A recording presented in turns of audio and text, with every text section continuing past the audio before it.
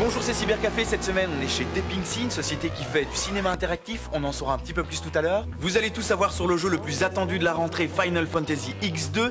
Et vous allez découvrir toutes les solutions anti-spam avec Jacques Follon et Cédric Godard. C'est bientôt la fête de l'Internet, mais qu'est-ce que la fête de l'Internet? C'est une excellente question. Et enfin, vous connaîtrez toute l'actualité de Ninja Tune avec Jean-Marc.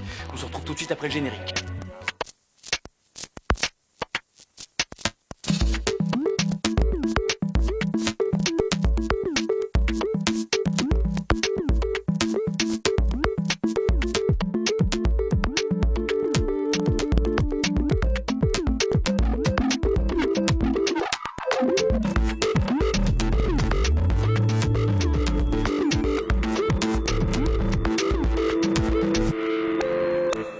Bonjour Brice. Bonjour Raphaël. Ça va? Ouais, très bien. T'es pas arrivé en retard, ça va, tout va bien? Je suis un peu arrivé en retard, mais c'est parce que je suis allé ce week-end au FOSDEM. C'était passionnant, c'était à l'ULB. D'ailleurs, j'ai un petit pins. Un petit pins, je crois que c'était une décoration. Non, il m'a été donné par Richard Stallman. Lui-même. Ouais, c'est le pins de la Free Software Foundation. Bon, alors, tu as vu, on est chez Depinksy ici. Oui, alors il y a plein d'ordinateurs ici, il y a des trucs en 3D qui bougent. C'est quoi Depinksy? Ah bien, justement, Laurentine a fait un reportage sur Depinksy. Qu'est-ce que c'est? On va le découvrir tout de suite.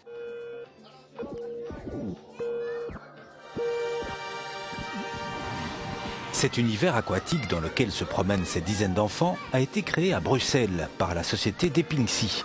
Depinksy est en effet spécialisé en spectacles interactifs.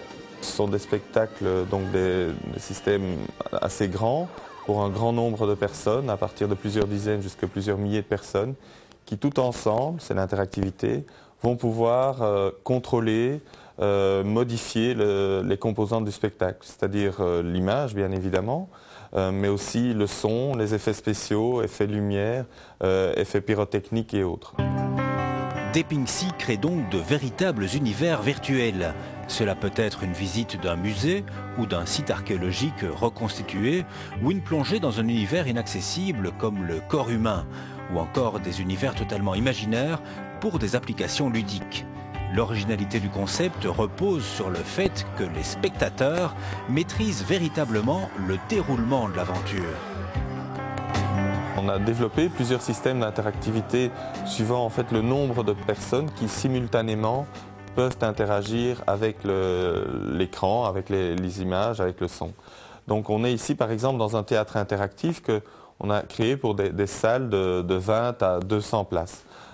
C'est un exemple parmi 3 types de configurations qu'on propose. Dans ce système, on voit que chaque personne, chaque siège est doté d'un joystick qui va permettre à chaque individu d'aller picorer des informations. Donc chaque personne pilote son propre curseur interactivement sur le grand écran et permet donc à chaque individu d'aller prendre des informations à gauche, à droite, suivant son desiderata. Et également, le même système de contrôle permettra alors en tant que groupe de définir une navigation soit vers la gauche, soit vers la droite. À côté de cela, comme on a fait énormément d'installations qui doivent être multilingues, parce que c'est en Belgique, mais à d'autres endroits, des localités, des lieux touristiques ou des musées internationaux, le système est également multilingue. C'est-à-dire qu'on voit que dans ces paires de lunettes qui permettent de voir en relief, on a ajusté une oreillette qui permet également de sélectionner la langue. Et donc on a à la fois une interactivité sur les visuels, mais également les informations qui sont distillées à la demande et dans la langue de chaque individu. Piers is a Russian compartment for spacewalks outside the station. It contains the spacesuits. Le système permet en effet d'obtenir un commentaire audio sur la partie de l'image qui a été cliquée par le spectateur. Voyons maintenant ce qui se cache derrière tout cela. Comme pour un film en images de synthèse traditionnelle, il faut passer par différentes étapes de réalisation. Première étape, le storyboard. Le storyboard consiste en un découpage graphique en séquence sur base d'un scénario, d'un synopsis. Et donc c'est les indications des différents mouvements caméra, ce travelling, zoom, panneau, etc. Et cela permet déjà d'avoir un avant-goût en fait, de ce qui va se passer par après au niveau de la production et au niveau des mouvements caméra. L'étape suivante est la modélisation des objets, c'est-à-dire leur fabrication en 3 dimensions, parfois point par point, en s'inspirant de différents modèles. On obtient alors un objet en fil de fer qu'il va falloir habiller. Voilà à peu près le résultat avant habillage. Et donc c'est là que la 2D intervient, puisqu'en gros nous on récupère les maps, donc les textures qui sont faites par mon collègue, et puis alors elles sont appliquées, donc on habille les surfaces nues pour former ceci. Donc voilà un objet complet, habillé, donc avec le résultat et la ligne graphique souhaitée. Les textures appliquées sur cet objet ont quant à elles été créées en 2 dimensions à partir de plusieurs sources. D'une part, on aura ces textures de bateaux qui sont clean, et puis d'autre part, on aura des textures de rouille prises sur d'autres bateaux et que l'on va mixer pour obtenir finalement une texture vraiment d'épave de bateau, avec un mix de ces 3 textures où je redessine à la fois les traces de portes et de hublots. Les objets sont ensuite animés comme dans de l'image de synthèse classique. Par contre, la grosse différence, c'est qu'ici, lors de la diffusion, ces images sont générées en temps réel. Alors c'est une image de synthèse qui est créée sur ordinateur, ça reste une image de synthèse classique, mais qui est également jouée sur ordinateur. Donc c'est l'ordinateur qui va générer les images 30 fois par seconde, 60 fois par seconde, en réponse, et c'est ça qui est vraiment unique, aux stimuli du public. Et dans notre cas, comme on fait beaucoup d'interactions de groupe, de tout le théâtre, de tout le public, de dizaines de personnes qui en même temps génèrent des stimuli vers l'ordinateur. Donc au 30e de seconde, au 60e de seconde, l'ordinateur recalcule les nouvelles images qui correspondent à la demande du public. Et c'est ainsi que le spectateur peut être plongé dans un univers interactif où l'imaginaire et la curiosité n'ont plus de limites. La fête c'est donc du 8 au 14 mars. La fête c'est donc du 8 au 14 mars. Brice, tu sais que la semaine prochaine, c'est la fête de l'Internet? J'ai entendu dire. Ah, et bien pour ce faire, pour cette occasion, nous recevons monsieur Philippe Allard, bonjour. Bonjour. Qui est venu nous parler de cette fête de l'Internet. Alors c'est quoi la fête de l'Internet? Donc c'est un concept français, puisque la première fête de l'Internet a été faite en 98. Donc à l'époque, il s'agissait de mettre l'Internet à la portée de chacun, et on s'est simplement basé sur le modèle de la fête de la musique, donc en invitant toute une série d'opérateurs locaux à faire la fête, à montrer ce qu'on pouvait faire avec l'Internet, et ainsi inviter les gens à mettre leurs mains dans le cambouis. Alors quels sont les types d'activités qui sont organisées? Qu'est-ce que les gens peuvent aller voir durant cette période? Il y a des grands classiques. Les grands classiques, c'est évidemment les portes ouvertes, les petites initiations aux moteurs de recherche, aux mails, à ce genre de choses-là. Ça s'adresse plutôt aux débutants?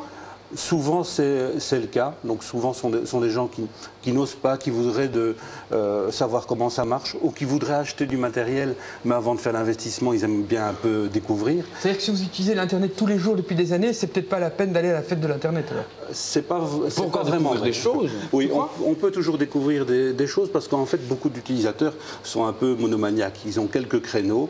Ils passent temps à chatter, ils téléchargent, mais par exemple, s'ils sont en situation de demandeur d'emploi, ils ne savent pas nécessairement recourir à l'Internet. C'est pour ça qu'il y a des propositions, par exemple, de toute une série de structures du forum pour montrer comment on fait les recherches dans ce type de domaine-là. Donc il y a des démonstrations pratiques d'utilisation de l'Internet. Oui, oui, tout à fait. Vraiment dans toute une série de communes. Donc c'est vrai que c'est une fête de proximité, parce que bon, l'Internet, on parle de la toile mondiale, mais les gens aiment bien découvrir ce qui se passe à partir de chez eux. Ouais, c'est vrai que les gens aiment bien aller voir, finalement, même s'il y a un club de marche, tiens, est-ce qu'il y a un site Est-ce qu'il y a des activités spéciales pour les jeunes?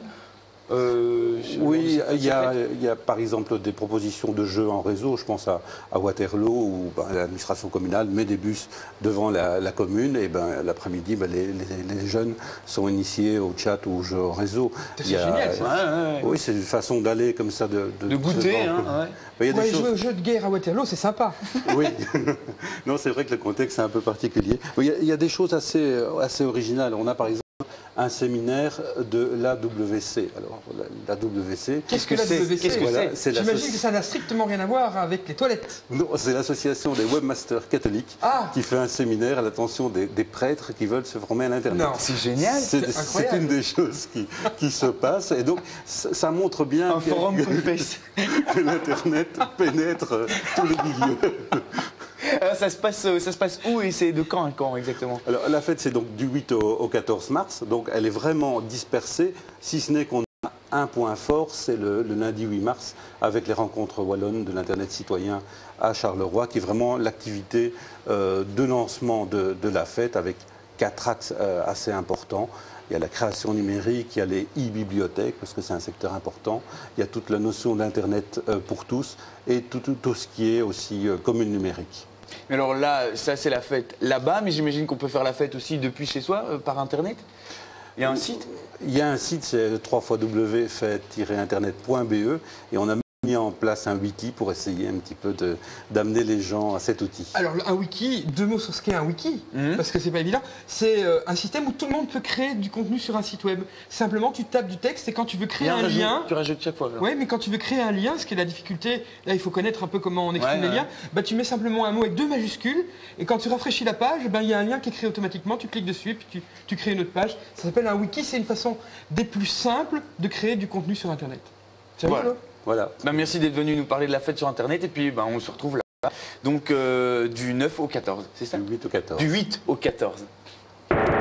C'est un gouffre à nuit blanche une fois de plus. C'est un gouffre à nuit blanche une fois de plus. Gilles nous a rejoint dans ce merveilleux lieu qu'est la salle de projection pour nous présenter un jeu.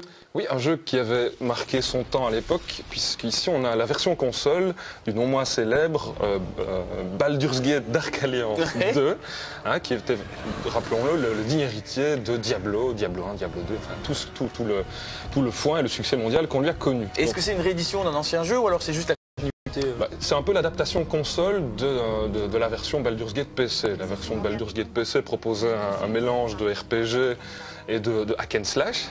Hein, et mais ici, c'est quand même centré pour la console, donc un peu plus linéaire, moins ouvert.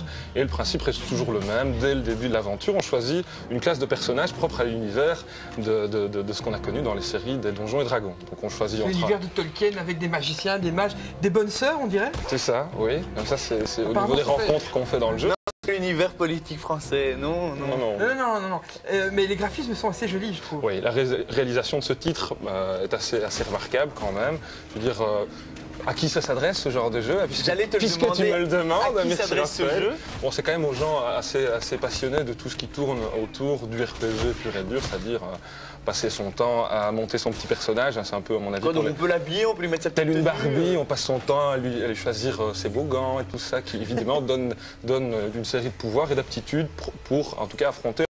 Enfin, un jeu où on peut changer les vêtements du personnage principal. Oui, hein, c'est souvent ta principale préoccupation au niveau des jeux, c'est vrai. Non, mais au niveau de l'action, parlons-en, Raphaël. Oui, cette fameuse action. Alors, quelle est l'action? Quel est le but de ce jeu? Assez immédiate, puisque au départ, on arrive dans un village, tout ça, et l'ambiance est assez bien rendue avec cette petite vue comme ça aérienne. Directement, une mission est proposée par une charmante demoiselle, et on part évidemment directement dans aller démanteler tout ce qu'on trouve sur sa route. Et Baldur's Gate, est-ce que c'est le but, c'est de trouver cette porte ou Il y a évidemment tout un scénario qui a son importance, même si... Est-ce que la porte, elle est fermée ou ouverte? Même si... Non, le scénario a son importance, mais en tout cas, je veux dire, au niveau du jeu, c'est quand même résolument... C'est du hack and slash, quoi. C'est de l'action, c'est-à-dire on rencontre, on gagne des pièces d'or après avoir trucidé un maximum de personnes. Il y a toujours quand même une petite phase tactique, puisque ça ne se résume pas qu'à ça, heureusement, et les pièces d'or qu'on va débloquer au fur et à mesure de l'action donnent la possibilité... une nouvelle épée. Une belle épée, des choses comme ça. Un beau casque. Ta belle épée permet d'impressionner une jeune fille qui te fixe un rendez-vous à un autre jeu auquel tu vas en massacrant des petits nains verts. Voilà, c'est ça. Oui. Non, mais c'est un peu ce principe, ça. Hein. Oui. Est-ce que c'est un bon jeu, Raphaël? Mais est-ce que c'est un bon jeu, Gilles? Oui, c'est un excellent jeu qui s'adresse essentiellement, en tout cas, aux gens qui aiment le RPG, comme ça, assez particulier, puisque de prime abord, on pourrait se dire, on ne voit pas trop l'intérêt de ce genre de jeu, mais en tout cas, c'est un gouffre à nuit blanche, une fois de plus, une fois qu'on aime le principe. Quand tu l'as essayé, t'as passé des heures dessus? Voilà, oui, c'est assez nécessaire pour rentrer, en tout cas, dans le trip, et à un moment, comme beaucoup de gens l'ont connu dans Diablo, on décroche et on se retrouve déjà à progresser systématiquement avec pour quasi seul but de monter cette fameuse Barbie comme ça guerrière et d'y passer toute sa nuit. Voilà. Bah, vous voulez jouer à Barbie guerrière, c'est le jeu pour. On te retrouve tout à l'heure pour un autre jeu et non des moindres. Voilà.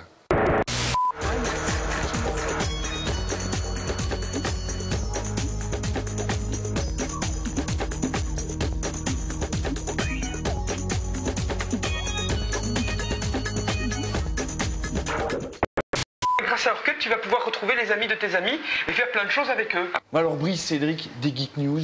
Mais oui, des Geek News, on s'est bien amusé cette semaine, Cédric. On a rencontré plein de monde. On a rencontré plein de monde. Comment ça? Littéralement. Eh bien, figure-toi que un des ingénieurs de chez Google, dont le nom est assez imprononçable puisqu'il s'agit de Orkut Buykokten. Ah, il vaut mieux pas l'appeler. Il vaut mieux pas l'appeler. Il a développé un outil de social networking. Donc c'est quoi? C'est un outil dans lequel tu vas encoder les noms de tes amis, qui eux-mêmes peuvent s'inscrire et encoder le nom de leurs amis. C'est pas le truc dont tu avais parlé le mois passé, les amis. Exactement, et grâce à Orkut, tu vas pouvoir retrouver les amis de tes amis et faire plein de choses avec eux. Avoir une grande famille d'amis. Voilà, et donc j'ai invité Cédric sur orkut.com. Heureusement qu'il a appelé ça Orkut et pas Buykokten, parce qu'on n'aurait jamais...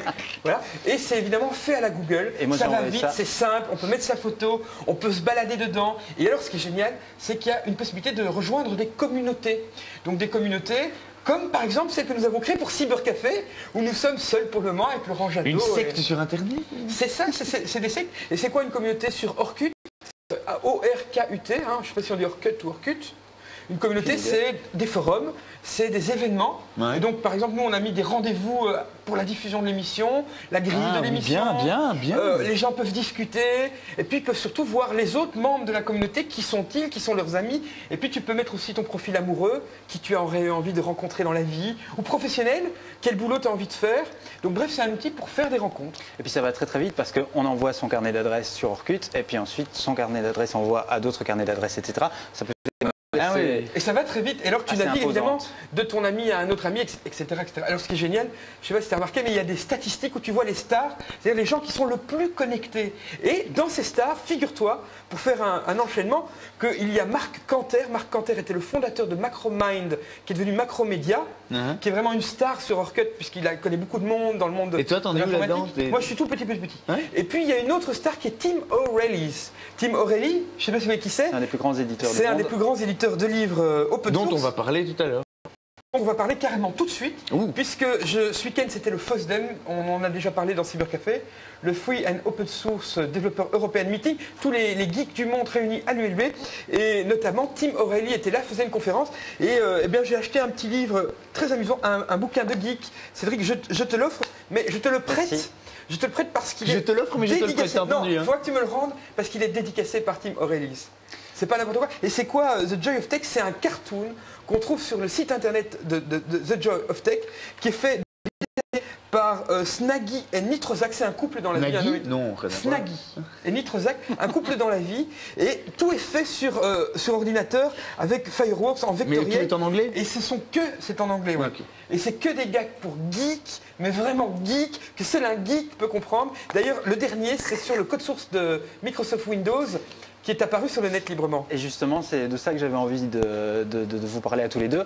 On a retrouvé le code source de Windows 2000 sur Internet. Alors ça, c'est très très ennuyeux parce que c'est un code qui est entouré, au contraire, de Linux ou d'autres systèmes open source, qui est entouré de plein de mystères. C'est quelque chose qui est vraiment protégé par les droits et Microsoft s'y tient partout dans le monde. C'est Bill qui doit être fâché. Malheureusement, depuis quelques années, ou plutôt heureusement, depuis quelques années, les gouvernements et des associations et des organisations internationales ont le droit d'aller fouiller un petit peu dans le code, mais en respectant, en disant on ne le donnera à personne. Et bien là, malheureusement, il a circulé sur Internet. Il y a eu le code du DOS aussi, mais qui n'intéresse plus grand monde. Le problème du code de Windows, c'est qu'on peut y trouver des failles, et comme le système n'est pas open source, on ne peut pas les corriger. Donc, c'est-à-dire que le système Windows se promène que les utilisateurs ne peuvent pas le corriger, donc ça risque. Il y a vraiment de gros risques en termes de sécurité. Il y a déjà, je ne sais pas si tu as vu sur Slashdot qui est le site que lisent tous les geeks, donc c'est Geek Culture, Slashdot. Il y a déjà une première bug qui a été trouvée grâce au code source de Windows, où ils ont vu dans le code source qu'il y avait une bug et ils ont fait ce qu'on appelle un exploit. Donc ils ont défini une technique d'attaque sur base d'une faiblesse décelée dans le code. Et quelle est la réaction de Windows par rapport à ça? De Microsoft. De Microsoft. Ils ont évidemment mis tous leurs avocats sur l'affaire et ils ont essayé de minimiser l'événement en disant qu'il y a un code, mais il y en a quand même à peu près 13 millions, je pense, qui sont sur Internet disponibles sous forme d'images ISO, donc on peut carrément les graver et tout, donc c'est très ennuyeux pour l'instant. Alors Cédric, encore une petite geek news? Oui, 2003 a été l'année du portable, et bien 2004 sera l'année du Wi-Fi. Wi-Fi, ça veut dire sans fil, without... Wireless fidelity. C'est le truc qui est très très sympa quand ton voisin l'a, toi tu l'as aussi, et tu pompes un petit peu sur les... Oui, d'accord. Alors, que s'est-il passé depuis quelques mois? Eh bien, il y a eu dans la plupart des hôtels et des lieux publics, la plupart Internet qui ont installé des antennes et donc il y en a de plus en plus. Et il y avait 9 millions d'utilisateurs dans le monde en 2003, il y en aura près de 30 millions cette année, donc c'est vraiment énorme. Et il y a une croissance qui pourrait être jusqu'à 400% pour ce qu'on appelle les réseaux domestiques Wi-Fi, ça veut dire installé chez soi, installé dans une école, installé dans une petite association, etc. Donc on est vraiment à l'aube de quelque chose de nouveau, c'est vraiment l'Internet sans fil. Et puis il y a des réseaux citoyens, donc on partage l'Internet sans vraiment le payer, donc ça commence à devenir une toute nouvelle économie. À propos de réseaux citoyens, ils étaient présents au FOSDEM et on a un petit peu discuté avec eux. Deux grands. La première, c'est les jeunes qui construisent eux-mêmes leur propre routeur Wi-Fi. Donc ils achètent une mini-board d'un espèce de petit PC dans une boîte avec une antenne ou deux antennes, ils mettent une carte, ils se servent d'une antenne pour capter le signal avec un tube de chips ou une antenne directionnelle et puis avec l'autre antenne, ils répandent le Wi-Fi dans leur quartier, donc ils construisent leur propre routeur. Il y en a d'autres C'est un peu pirate quand même ça. Non, c'est pas pirate, c'est tout à fait légal. Transmettre un signal, si c'est toi qui as la bande passante, c'est tout à fait légal. Ah bon, à Par savoir. contre, oui, bon à savoir. Il y en a d'autres qui utilisent des routeurs qui en fait ont des petites puces dedans microprogrammables et qui vont aller transformer leur routeur en y mettant du code. Donc ils vont aller hacker la puce et aller changer, le transformer de toutes sortes de manières que tu peux imaginer. Et puis le troisième truc qui tue, c'est très important, je dois vous le dire, ce sont des jeunes qui m'ont montré un PC avec lequel ils ont traversé Bruxelles, ils ont intercepté une 60aine de réseaux, et sur ces 60 réseaux, la plupart de ceux qui étaient installés par Belgacom avaient le mot de passe en clair dans la page web, dans le routeur, donc ils ne devaient même pas craquer le mot de passe, le login et le password sont dans la page web qu'émet le routeur quand tu essayes de t'y connecter. Donc Wi-Fi, oui, mais de se pencher sur la sécurité du Wi-Fi. Et on peut dire à tous ceux qui utilisent le Wi-Fi chez eux, évidemment, toujours mettre un mot de passe, sinon votre voisin va se connecter à Internet. Et voilà, c'est ça. Le monsieur Ninja Tunes, c'est Jonathan Moore, qui est alias Monsieur Coldcut. Jean-Marc. Hein, pas mal comme introduction. Pas mal. C'est pas mal. Tu peux me la refaire un petit peu? Jean-Marc. Et ça tombe vachement bien puisqu'on va parler musique. Voilà. Musique électronique même. Électronique. Je vous ôte une fois de plus les mots de la bouche parce que je viens vous parler de Ninja Tunes. Ouais. Vous êtes content? Ouais. Donc voilà, Ninja Tunes, un petit récapitulatif, ça fait presque 10 ans que ça existe, c'est un label de musique, on va dire, électronique, plutôt de club, qui a démarré, oui, puis il y a plus ou moins 10 ans, avec la grande vague des DJ Vadim, à l'époque il y avait aussi des gens comme DJ Cam, dont on parlera bientôt. Ouais. Donc ces gens ont démarré la musique, oui, avec Coldcut, puisque le monsieur Ninja Tunes, c'est Jonathan Moore, qui est alias Monsieur Coldcut, démarre ce label, il y a plus ou moins 10 ans, avec une ouverture d'esprit assez large et assez radicale. C'était gonflé. Dans les débuts de Cybercafé, on passait parfois des morceaux que Rudy sélectionnait. C'était quand même, moi, j'étais carrément scié. Pour une grande audience, c'était un peu gonflé. Ouais. Donc aujourd'hui, c'est devenu mainstream. Voilà, c'était Ninja Tunes il y a 10 ans. Et la grande force, je trouve, de ce label, parce que 10 ans, c'est quand même assez costaud quand on connaît la durée de vie en général des albums et des maisons de disques. Il y en a beaucoup de l'époque qui sont morts. C'est vrai que des labels qui ont 10 ans, il n'y en a pas des masses. Il n'y en a pas des masses. Et la grande ouverture d'esprit justement de Monsieur Coldcut était de renouveler un peu le stock. Donc il y a des gens comme DJ Vadim qui continuent à faire des choses comme aujourd'hui, mais il y a des gens genre Funky Porcini qui étaient là à l'époque qui sont plus là vraiment et qui sont remplacés par des nouveaux. Et moi par exemple, mes coups de cœur actuels chez Ninja Tunes, c'est Jagged Jazzist. Ils sont une petite quinzaine de Suédois complètement fondus, mais vraiment fondus. Pour des gens du froid, c'est assez... Et c'est des jazzmen hyper talentueux, ils n'ont pas plus de 20 ans.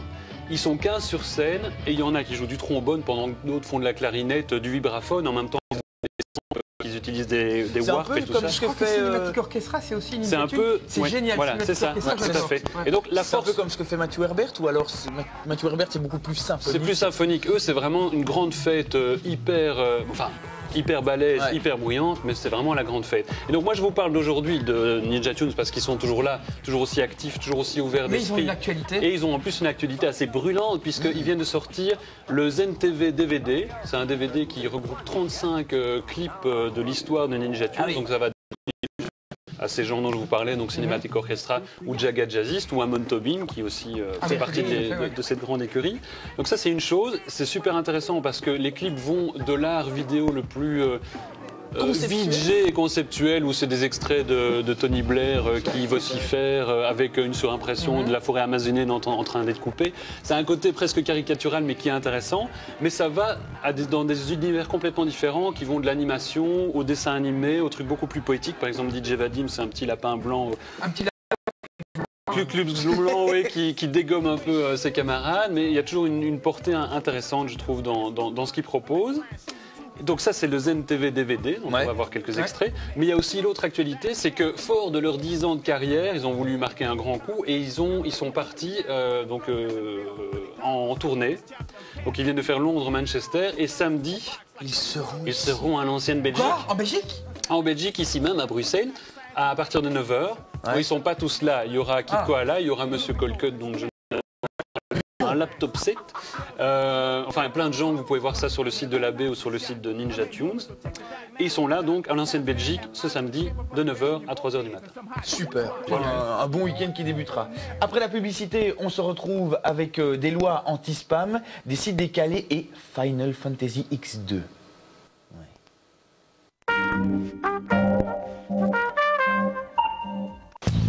Profitez de la fraîcheur unique de l'extérieur. Ah, ce n'est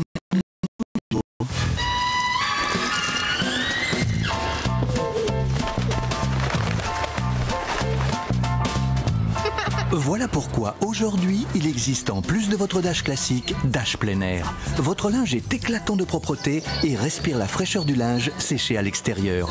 Nouveau Dash plein air, aussi blanc que Dash, aussi frais qu'en plein air.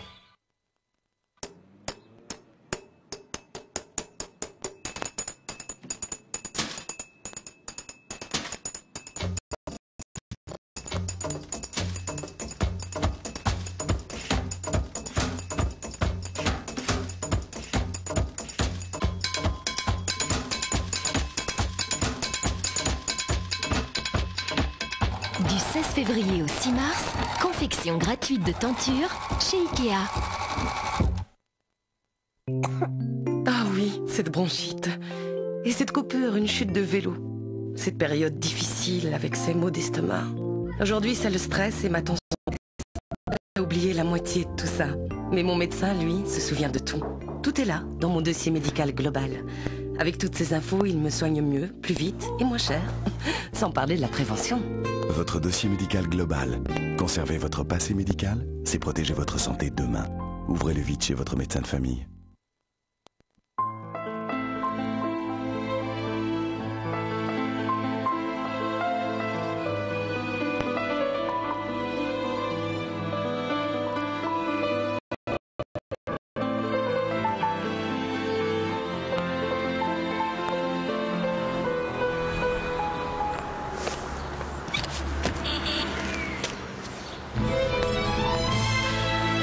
Avec le nouveau tarif Exprimo, vos proches ne sont jamais loin. 10 contacts pour 1 €.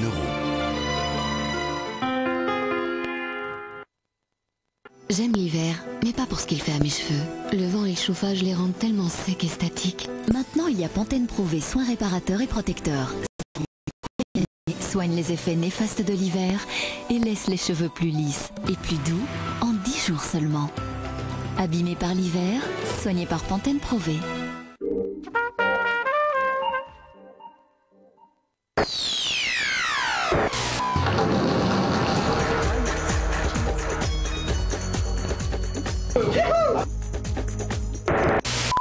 On est de retour, Gilles aussi, pour nous parler de Mekong, une société suédoise que vous avez rencontrée à Londres. Oui, c'est ça. Donc ce sont des gens qui développent des outils de création de jeux vidéo, puisque ce métier est de plus en plus spécialisé. C'est pas fini l'époque où un seul développeur pouvait arriver à faire son jeu tout seul dans un garage. Donc ici, ils proposent justement leur service pour mettre au point des jeux de plus en plus réalistes. En fait, Mekong est un petit peu comme Avoc, c'est une société qui édite des librairies pour avoir des comportements physiques réalistes dans les jeux. Donc c'est des moteurs de physique qui vont simuler le poids, l'explosion, la fragmentation. Qui fait qu'un personnage marche comme un humain. Voilà, Ah oui. etc. On regarde le reportage. On se regarde ça tout de suite. De nos jours, la pratique courante veut qu'un studio de développement de jeux achète un moteur graphique tout fait et l'intègre dans son jeu. Car le rythme de l'évolution des moteurs graphiques est difficile à suivre. Donc les gens achètent le moteur 3D de Doom, de Quake ou de Unreal et font leur propre jeu avec. Et ce que nous faisons est similaire, mais pour la physique. Vous pouvez acheter un morceau de technologie pour créer un meilleur jeu. Au lieu de dépenser du temps sur le développement de cette technologie, sur le contenu et la qualité du jeu. Vous jouez un jeu vidéo pour son immersion en full 3D. Vous avez l'impression que tout est réel et tout à coup, un personnage est couché à travers un mur. Et vous vous dites, ce n'est pas possible, cette situation n'est pas réaliste. Si au contraire on utilise une technologie qui simule les lois de la physique, vous avez un système qui se comporte comme il le ferait dans la réalité. Si vous poussez une table dans les escaliers par exemple, les pieds vont se casser, la table va tomber et les morceaux vont rebondir sur l'escalier. La table pourrait faire obstruction, diminuer son champ de vision, ou vous protéger pendant que vous descendez.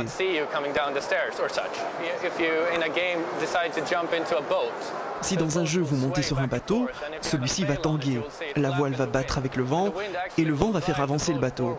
Et tous ces différents mouvements et actions sont aujourd'hui possibles dans les jeux vidéo.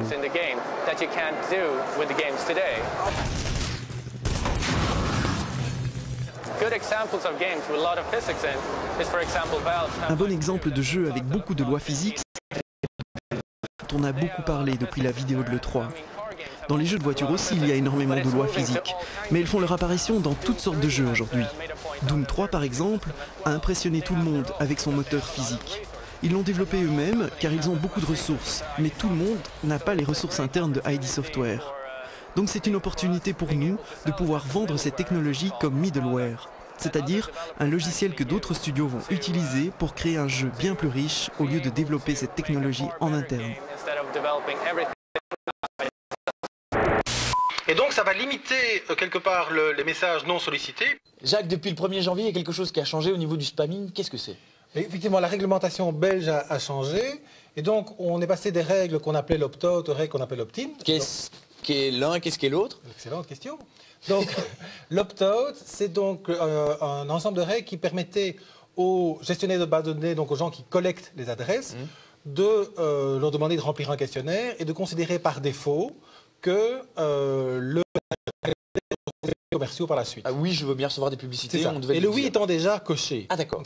Et donc en fait, l'internaute devait décocher, donc opter pour le non, c'est-à-dire je ne veux pas recevoir. Mais par défaut, c'était.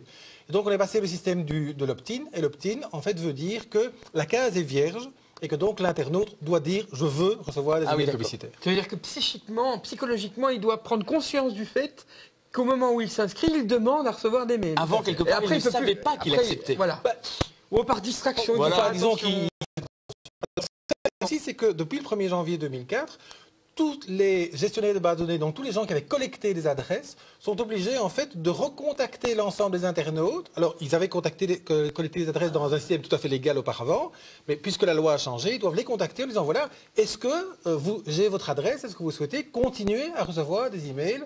Et veuillez le confirmer. Et s'ils ne le confirment pas, ils ne peuvent plus le renvoyer. Et la plupart des utilisateurs ont dû dire non, je n'ai pas envie d'en recevoir. Mais les statistiques ne sont pas extraordinaires. On considère qu'il y a en général la moitié des gens qui ne répondent pas. Ça dépend peut-être du type de mailing. Hein. Oui, parce évidemment, la qualité du message est évidemment influencée.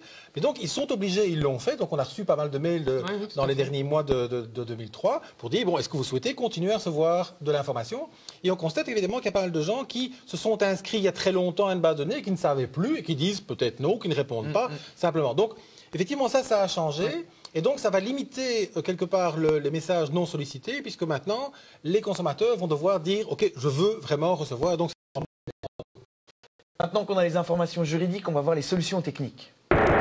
Bloquer tout mail qui ne fait pas partie de votre liste verte. Alors maintenant qu'on en sait un petit peu plus sur les spams, Cédric, que faire contre ces spams? On reçoit tous des spams, tous des propositions pour acheter du Viagra aux États-Unis, pour allonger son pénis. Enfin, on reçoit ça toute la journée. Tu reçois ça pour allonger Non, moi je reçois ça pour maigrir facilement.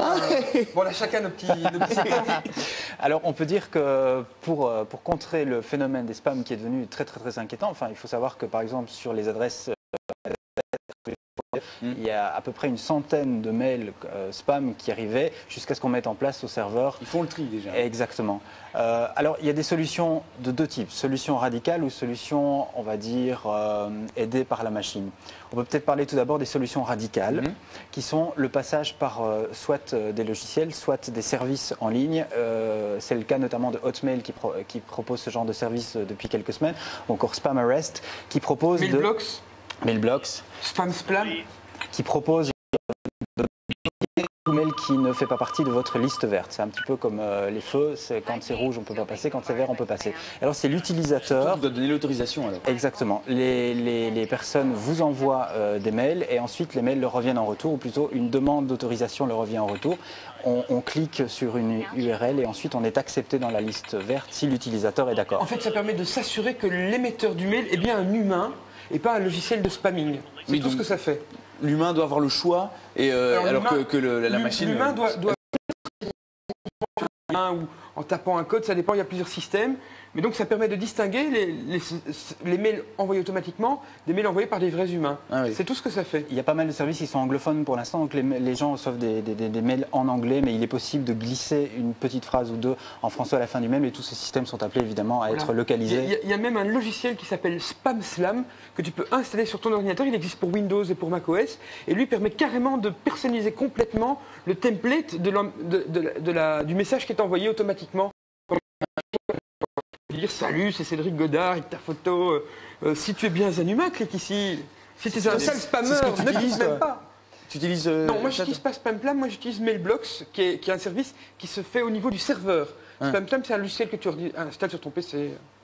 Alors Hotmail propose aussi cette formule depuis quelques semaines. Vous savez qu'Hotmail vous offre la possibilité d'avoir des boîtes électroniques de 20, de 50, voire de 100 mégas maintenant, ça commence à devenir assez énorme, et propose des systèmes de liste verte et de liste rouge. Et une fois que vous êtes sur la liste rouge, et vous pouvez aller jusqu'à bloquer carrément un nom de domaine ou plusieurs noms de domaine, et alors vous faites le tri du bon ou du mauvais grain. Ça demande évidemment beaucoup de temps, un petit peu comme le système du filtrage.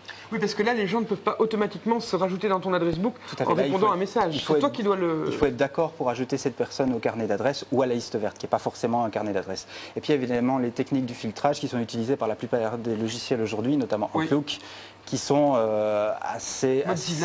Mozilla, tout à fait. Il y a pas mal de logiciels open source qui trient le bon du mauvais grain. Des logiciels open source plutôt qu'on installe du côté serveur, comme Spam Assassin, ou tous des outils qui fonctionnent en utilisant des mécaniques d'auto-apprentissage basées sur une technique qui s'appelle le Bayesian filtering. Mais en gros, quand tu mets un message dans le dossier spam ou pas spam, eh bien, le logiciel il apprend à reconnaître dans le corpus des mots d'un spam et le corpus des mots de ton mail légitime à quoi ressemble en quelque sorte un spam d'un non-spam. Toutes ces solutions, quelle est la plus simple d'utilisation? La plus simple, c'est de bloquer. Si on veut recevoir des mails de tout et de n'importe qui, il faudra faire son tri dans les mails qu'on reçoit. Et donc, apprendre à son logiciel à trier le bon du mauvais grain et donc lui dire ça, c'est pas du spam, ça, c'est du spam. Mais ça demande évidemment beaucoup de temps et beaucoup d'apprentissage à partir de... Moi, je ne suis pas tout à fait d'accord avec toi, Cédric. Ça, c'est le filtrage où tu vas mettre des règles et tout. Ça demande beaucoup d'efforts. Moi, je suis plutôt pour le challenge response, donc comme SpamSlam, Mailblock, etc. Puisque là, tu n'as rien à faire et s'il y a juste une chose à faire, c'est la personne qui t'envoie. Quelqu'un qui t'envoie pour la première fois, une seule fois dans c'est vraiment... Et toi, tu n'as rien à faire. Maintenant, vous avez le choix et vous pouvez retrouver toutes ces propositions sur le site de Cybercafé, cybercafé.tv. On adore ou on déteste, on ne comprend pas ou on adule. On est de retour sur les jeux avec quelque chose que plein de gens attendent. Oui, et moi aussi, c'était le nouvel épisode de la grande saga des jeux vidéo, Final Fantasy. Qui n'en finit pas d'être finale. Voilà, c'est la fantasy finale illimitée. C'est vraiment quelque chose d'important puisqu'il y a énormément l'annonce de cette suite. Oui, parce qu'il y a aussi une petite chose un peu particulière dans ce nouvel épisode, c'est que généralement les Final Fantasy, ce sont des épisodes qui ont leur vie propre, qui sont distincts. C'est indépendant. C'est indépendant. Tandis que là, c'est une suite, si je viens. Ouais, là, c'est la première fois que Square Enix décide justement de donner une suite à un de ces épisodes. Donc c'est pour ça que il y a eu le Final Fantasy X qui a eu un succès. D'ailleurs, ça ressemble au précédent. Et le moteur graphique est le même. C'est ça. Et ici, donc, le 10, c'est sous-titré 10-2, puisque c'est la suite. Et tu fais quelque chose pour remettre de l'argent dans les caisses? Est-ce que c'est un but commercial? Il y a comme une politique autour de ça, puisque en fait ce 10-2 reprend justement les aventures des protagonistes de l'ancien épisode, là où le jeu s'était terminé. C'est-à-dire que le monde de Spira était envahi d'une menace qu'on nommait Sin et est totalement débarrassé de toute lutte. Donc ici, ce qui est intéressant justement, ça au niveau scénaristique, qu'on aime ou qu'on n'aime pas, il y a vraiment un bel effort. Et ce qui est amusant ici, c'est justement de retrouver des héros qu'ils ne doivent plus sauver le monde. Ici, c'est beaucoup plus... Tous les personnages sont des gonzesses ou il y a des hommes dans le jeu? Ça t'intéresse, hein? Oui. Hein. Ici, il y a quand même beaucoup... C'est exclusivement des héroïnes, en tout cas au niveau du... Ça fait partie du plaisir de jouer, j'imagine. Oui, il y a eu aussi une petite demande, comme on l'avait dit dans une émission précédente, d'avoir un jeu un peu plus féminin et beaucoup plus léger, etc. Et est-ce que tu crois que justement les filles vont être plus attirées par ce genre de jeu?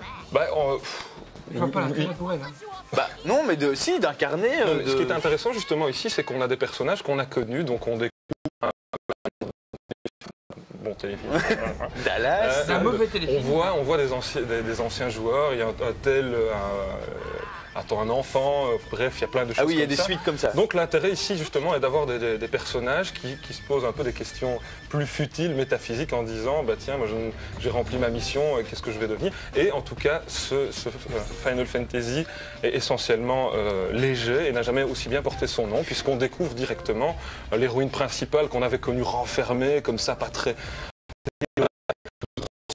de la chanson japonaise. Et donc est-ce qu'il y a beaucoup la bande son est abondamment fournie de ce genre de trucs? C'est ça, oui. Et en tout cas, ce qui a un peu brouillé les pistes, c'est qu'au début on se dit mais ils ont pété une case, les Japonais, parce que c'est vraiment n'importe quoi. En tout cas, c'est du karaoké. En tout cas, graphiquement, je regarde les images, c'est vraiment magnifique, quoi. Bah, graphiquement, c'est toujours aussi éblouissant. Enfin, en tout cas, c'est aussi éblouissant que ce qu'on avait connu il y a 2 ans, même si bon maintenant la technologie a avancé, mais les moyens sont les mêmes.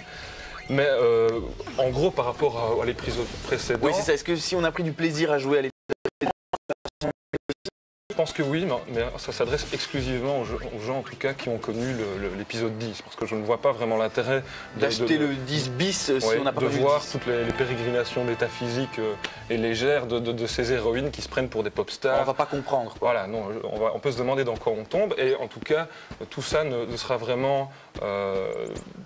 le contexte redeviendra normal après une dizaine d'heures de jeu. Ah oui, quand même. Il faut quand même s'accrocher pour dire, bah tiens, retrouver en tout cas... Pour vraiment démarrer le jeu, il faut passer quand même 10 heures avant. Peut-être tout simplement aller rechercher le 10 pour ceux qui n'ont pas eu le courage ou la chance, les points de vue s'affrontent, de vivre ça. Parce que ce qu'il faut dire aussi, c'est que Final Fantasy, c'est toujours un trip hyper particulier. Je veux dire, on adore ou on déteste, ou on ne comprend pas, ou on adule, parce qu'il y a toute une série d'invariants, puisque c'est vraiment une des plus vieilles sagas des jeux vidéo, essentiellement console. You here for an interview? Première sitcom du jeu vidéo ou... Oh, c'est quand même, moi je dirais quand même que c'est une œuvre assez majeure, puisque quand on voit le succès de ça, c'est pas rien, je veux dire. Ouais. Et évidemment, il y en a pas mal de gens vont se demander aujourd'hui pourquoi est-ce qu'on fait encore des jeux avec autant de lourdeur au niveau du gameplay, des sons